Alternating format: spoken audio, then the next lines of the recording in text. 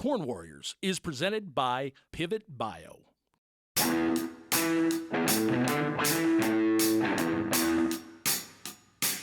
Welcome to Corn Warriors Season 5. Yeah, May 13th here in Plant 21 continues on Cardinal Farm.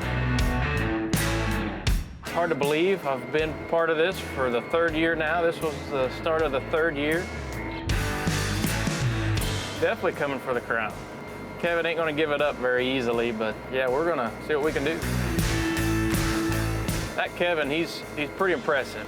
He knows what's going on in that corn plant from day one. It's like he can read its mind. I love listening to him talk. He's got it down to the science, man. I mean, it's pretty impressive what he does.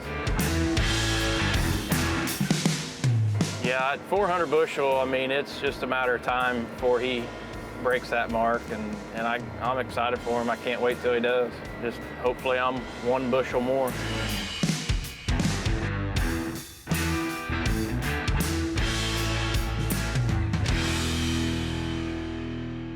Last but not least, if you want your corn knee-high by July, better get the plant, boys. I make my living off the land. We're definitely gonna get rowdy this year. With aching back and calloused hand.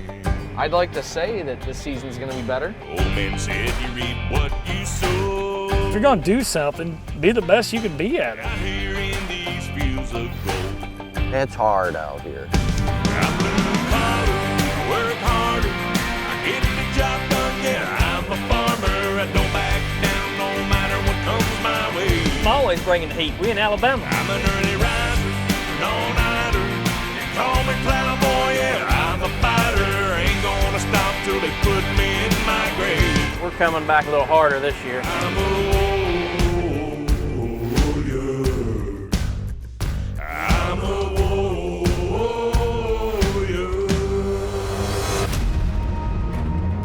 Yeah, the weather this year's been crazy. We've been dragging our feet planting. We did get out 7th and 8th. We started planting just some of our non-irrigated sand farms.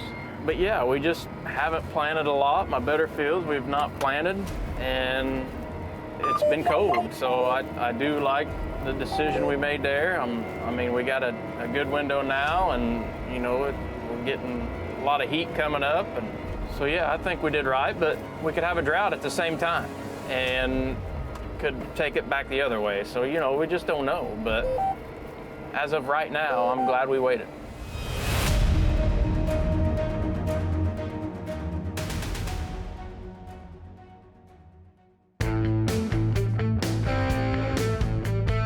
That's something about the stale seed bed I like for emergence. You know, a lot of guys too like to recreational till, if you will, or, you know, and I don't mind it, but they like that garden look, but I kind of like it when it's level. Everything's the same, because you know at 8 o'clock in the morning when you pull in with the field cultivator, and 10 o'clock you pull in with the planter, by 2 o'clock everything's different. I think it looks real good. Like I said, you know, when you run it in the spring, I don't know about running it without getting the rain on that strip. I mean, I didn't see a lot of air pockets in it, but run it in the fall, you know, you get this stale seed bed, and I just think it plants beautiful.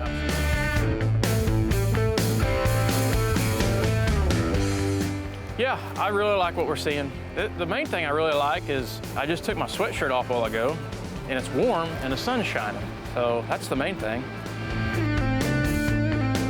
You know, we had some warmer weather the 1st of April, where a lot of guys kicked off planting, and it was nice then, but cooled off. Last 3 weeks I know has been cool. Not super saturated. I mean, like I talked earlier, I mean, they were forecasting some 2.5, 3 inches rains, and we were missing them. So we were fortunate there. I mean, we may wish we would have got a little more here later on, but it's kind of scary when you miss these rains this early. But I mean, everything that's been planted in the area, there's no drowned out spots. I mean, the rains we've got have been lighter rains. So, but yeah, I think we got a potential to get this up and, you know, 6, 7 days out of the ground, and that's what we want. For, you know, it's all about that even emergence. And that's one thing, how many years we've been talking even emergence, and we've been seeing it. I mean, it's 5 or 6 years now. That's free bushels, and that's the main reason why we're waiting. You know, we've spent a lot of money trying to gain bushels, And, you know, some of them work, some of them don't. Well, I want to go after the free bushels, and that's why we drug our feet, waiting on better weather.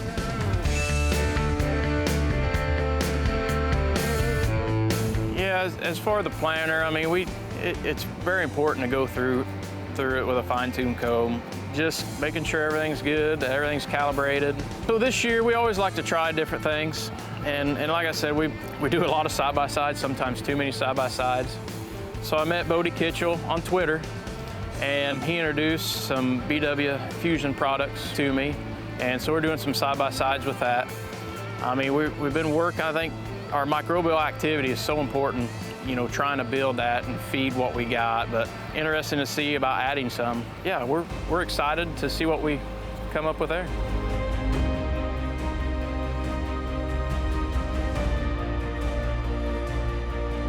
We had a lot of challenges last year. The biggest thing we suffered with last year was pollination.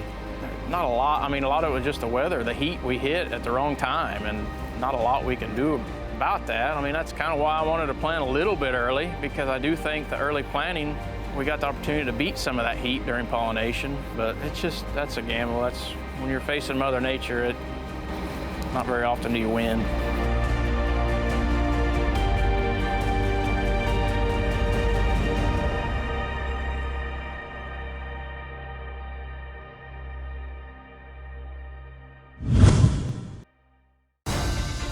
We're out today looking at a pivot biofield. We're looking at being able to cut back your synthetic nitrogen and being able to replace that in furrow with a microbe. This has the pivot bio. Do you know what it says in the directions? Shake your box. With the pivot bio proven, I don't have much to complain about. Where the starter washed out, the pivot bio corn was still green at the end of the year.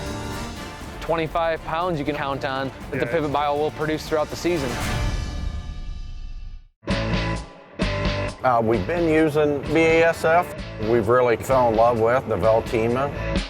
We recommend BASF. It lasts longer and works harder to make sure that you're covered from head to toe.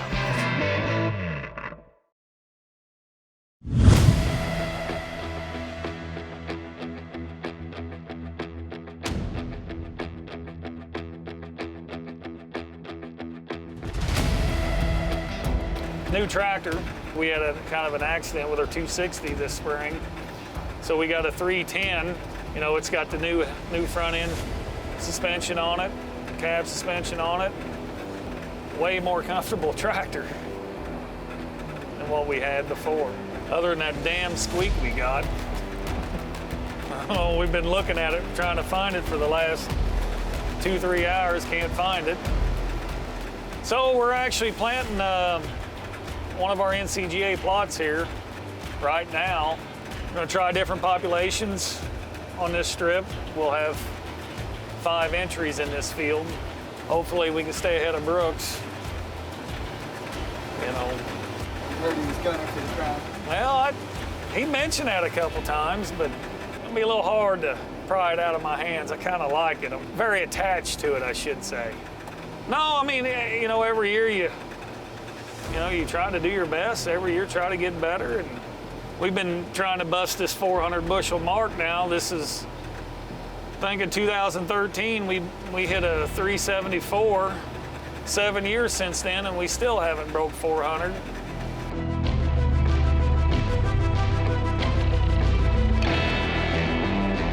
But like I said, I think we got more things going our way this year. The ground is working magnificent. I don't know.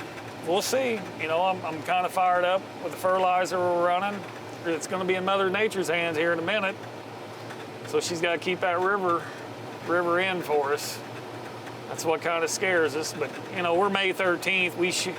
I shouldn't even say this because it'll bite me in the butt here, but, you know, you're getting into May there. You normally should be out of the woods for the most part with the flooding, but it's been getting dusty out here. What is it, playing in the dust, your bends will bust? Ain't that the saying?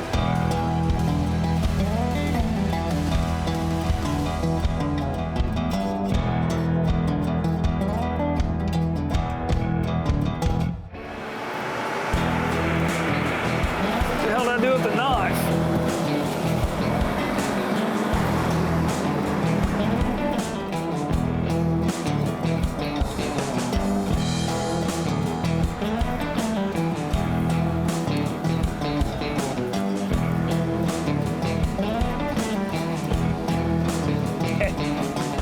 Damn, them red planters are awesome.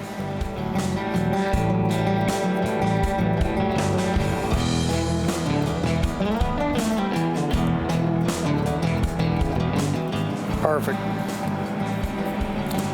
Ground feels a little harder here. Alrighty. Perfection. Looks like 1 bushel higher than Brooks.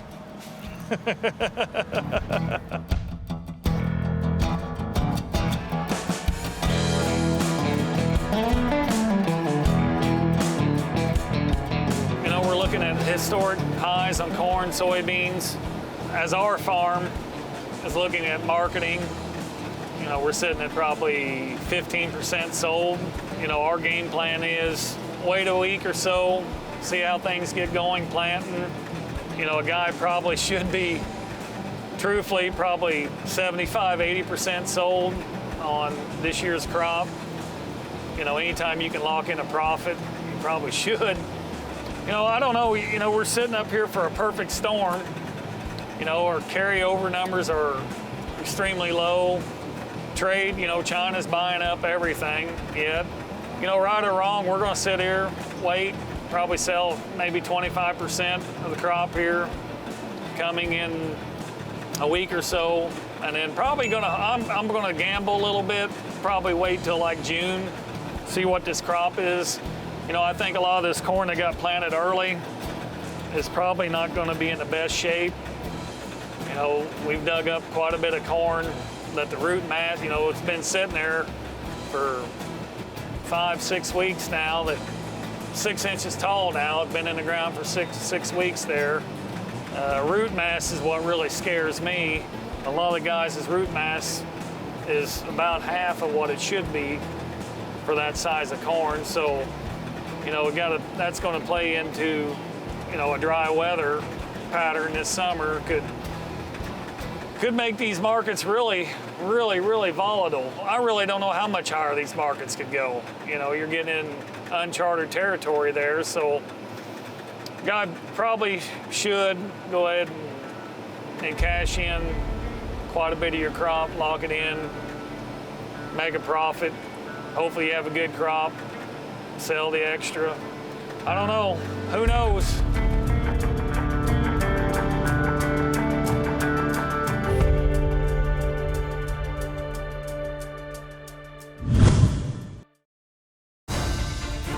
We're out today looking at a pivot biofield. We're looking at being able to cut back your synthetic nitrogen and being able to replace that in furrow with a micro. Where the starter washed out, the pivot biocorn was still green at the end of the year. Today I'm running Monty's dry carbon. We're doing a lot more soil health stuff. Soil biology is the key to everything. The best humic product on the market is Monty's humic.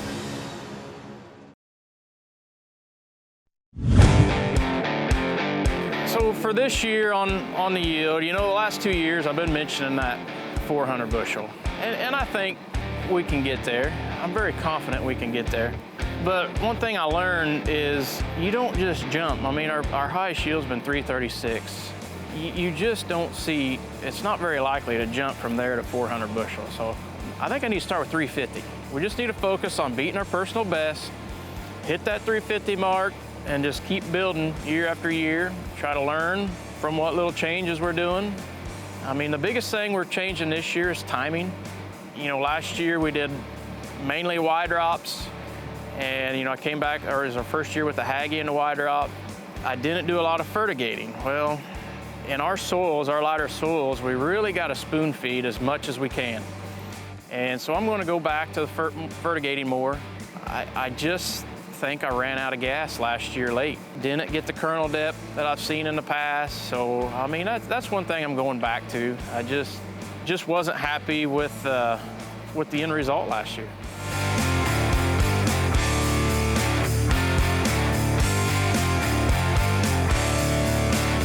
With the even emergence and the free bushel, I mean, attention to detail is a great key to that, and getting more free bushels. So just making sure everything's right. It's another reason why I wanted to plant a little bit early, just to make sure everything was right before we get to these, you know, our key fields that, you know, our big producing fields.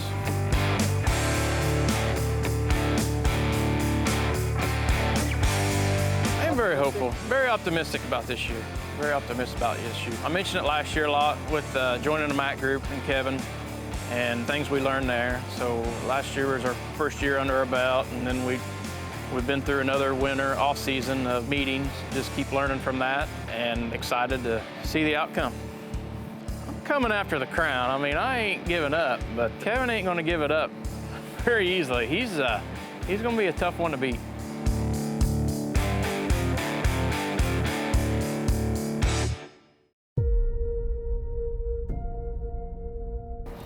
I don't know if you guys heard about our ordeal with our 4-H animals. Our barn caught on fire, but we worked with them most of the day. And I got 2 barns, and they're all in one barn, and I moved 2 to the other barn. Well, we're up in the shed. I mean, we're right there at the house and had a birthday party, and my grandma and grandpa were leaving, and they came back and said, your barn's on fire, and it was a bad deal. So we ended up losing 3. We saved 1. But yeah, jam feeds is what's helped us get everything restocked and back going again. So as far as progress across the whole farm, I mean, yeah, I've got quite a bit of corn acres to plant, but for the most part, we're pretty good shape. I mean, Brandon's been planting beans heavy early. I mean, he was within 200 acres of getting done with our first crop beans. And then he's been planting watermelons pretty heavy. But so yeah, he's ahead of the game there. I know he'll be spraying wheat with fungicide coming up here in the next few days. But you know, really, we got a little bit of ground to work, but with running the Soil Warrior, it's kind of freed up working ground in front of the planter. I think we're down to 100 acres that we still need to work. So with this weather here, and I mean, as long as we keep the planter going, we should cover some acres pretty quick. So I feel pretty good about it. I hear you're going to Kevin's later. You better call Kevin, tell him get the jumper cables out, make sure that red tractor will start when you guys get there. Maybe ether too, I don't know. I don't know, just tell him to keep it out of the ditches, he'll be all right.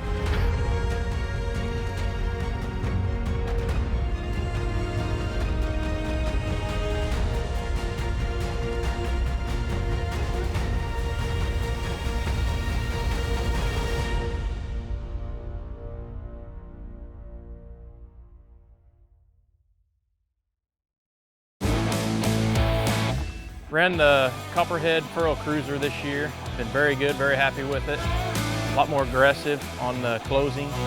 Just a simple addition to the planter for better closing. Doing a lot of different trials, and one of them is Concept Agritech. We're doing a in-furrow starter trial. The thing I'm the most excited to try is a bunch of bugs. It's a biological. We're excited to see how they work out.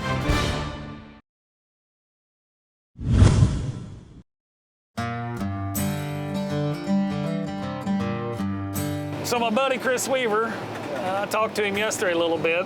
Hell, I don't know, he's a little bit further ahead than what we are planting.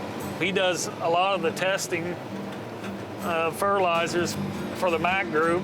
Does a fantastic job with that. He's kind of also our soybean specialist in the MAC group. I mean, a guy grows 158 bushel beans. You know, you probably ought to listen to him. He knows his even though he is half the time full of but sorry, Weaver.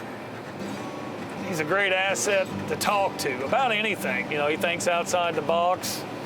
Being in the MAC group, listen to him go through his program. The man works his ass off to get what he yields. That's why he's the podfather. He is the man. Good luck to him this year. Hopefully I won't get in it to kick his ass. No, I can't beat Weaver. Them boys gonna have their hands full trying to beat him.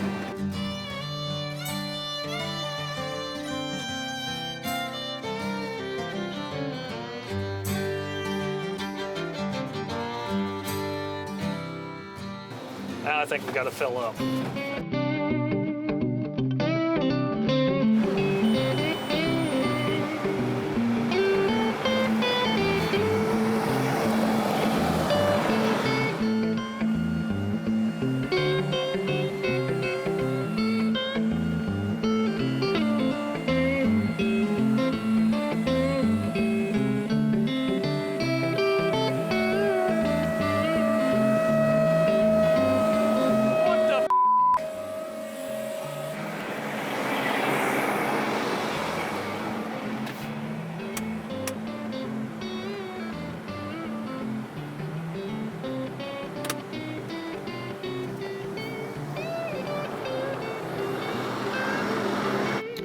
that was kind of weird.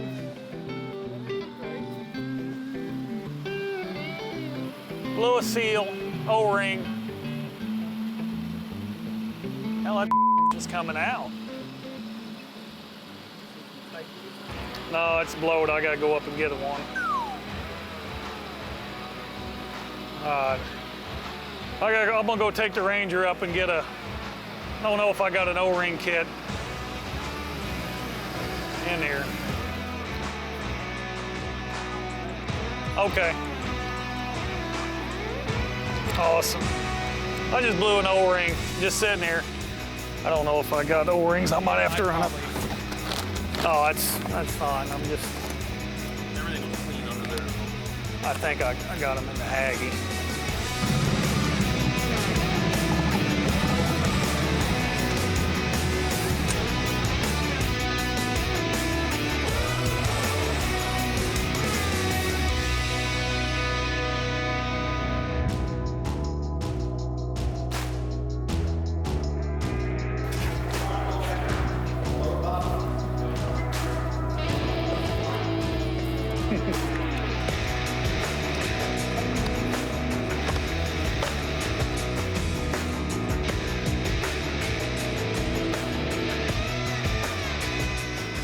Well, I'm glad it blew there. I mean, it was just, got out, walked around, getting ready to, drop the ladder, and all of a sudden, whoosh.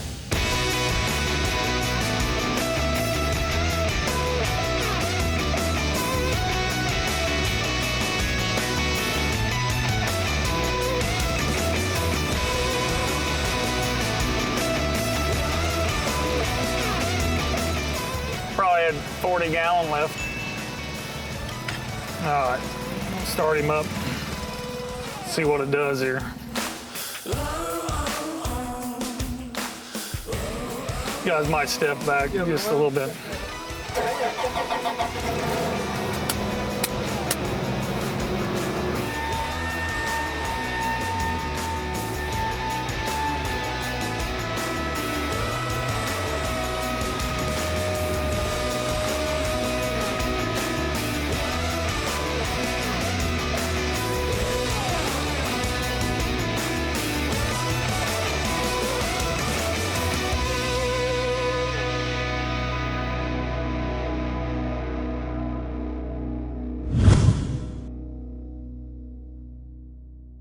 Next week on CornWarriors. Anything that adds to plant health cannot have a negative effect.